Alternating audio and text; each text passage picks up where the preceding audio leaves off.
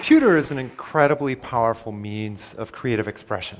But for the most part, that expression is confined to the screens of our laptops and mobile phones. And I'd like to tell you a story about bringing this power of the computer to move things around and interact with us off of the screen and into the physical world in which we live. A few years ago, I got a call from a luxury fashion store called Barney's New York. And the next thing I knew, I was designing storefront kinetic sculptures for their window displays. This one's called the Chase. They're two pairs of shoes, a man's pair and a woman's pair. And they play out this slow, tense chase around the window in which the man scoots up behind the woman and gets in her personal space, and then she moves away. Each of the shoes has magnets in it, and they're magnets underneath the table that move the shoes around. My friend Andy Cavatorta was building a robotic harp for Bjork's Biophilia tour, and I wound up building the electronics and motion control software to make the harps move and play music. The harp has 4 separate pendulums, and each pendulum has 11 strings, so the harp swings on its axis and also rotates in order to play different musical notes. And the harps are all networked together so that they can play the right notes at the right time in the music. I built an interactive chemistry exhibit at the Museum of Science and Industry in Chicago. And this exhibit lets people use physical objects to grab chemical elements off of the periodic table and bring them together to cause chemical reactions to happen. And the museum noticed that people were spending a lot of time with this exhibit. And a researcher from a science education center in Australia decided to study this exhibit and try to figure out what was going on. And she found that the physical objects that people were using were helping people understand how to use the exhibit, and were helping people learn in a social way. And when you think about it, this makes a lot of sense that using specialized physical objects would help people use an interface more easily. I mean, our hands and our minds are optimized to think about and interact with tangible objects. Think about which you find easier to use, a physical keyboard or an on-screen keyboard like on a phone. But the thing that struck me about all of these different projects is that they really had to be built from scratch, down to the level of the electronics and the printed circuit boards and all the mechanisms, all the way up to the software. I wanted to create something where we could move objects under computer control and create interactions around that idea without having to go through this process of building something from scratch every single time. So my first attempt at this was at the MIT Media Lab with Professor Hiroshi Ishii. And we built this array of 512 different electromagnets.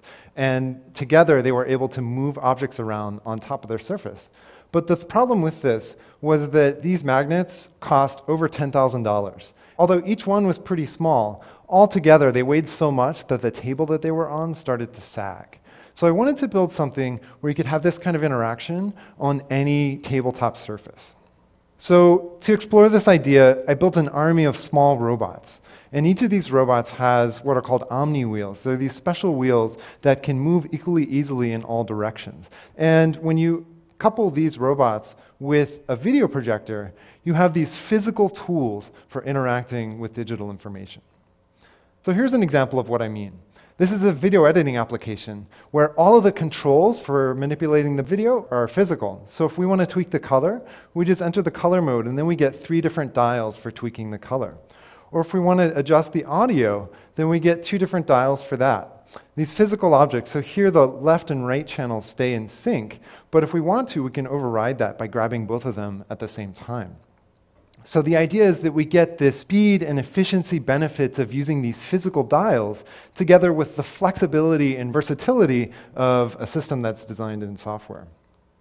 And this is a mapping application for disaster response. So you have these physical objects that represent police, fire, and rescue, and a dispatcher can grab them and place them on the map to tell those units where to go. And then the position of the units on the map gets synced up with the position of those units in the real world. And this is a video chat application. It's amazing how much emotion you can convey with just a few simple movements of a physical object.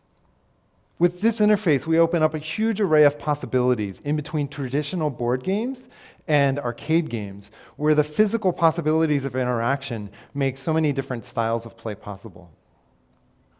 But one of the areas that I'm most excited about using this platform for is applying it to problems that are difficult for computers or people to solve alone. One example of those is protein folding. So here we have an interface where we have physical handles onto a protein, and we can grab those handles and try to move the protein and try to fold it in different ways. And if we move it in a way that doesn't really make sense with the underlying molecular simulation, we get this physical feedback where we can actually feel these physical handles pulling back against us. So feeling what's going on inside a molecular simulation is a whole different level of interaction. So we're just beginning to explore what's possible when we use software to control the movement of objects in our environment. Maybe this is the computer of the future. There's no touch screen.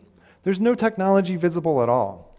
But when we want to have a video chat or play a game or lay out the slides to our next TED Talk, the objects on the table come alive. Thank you.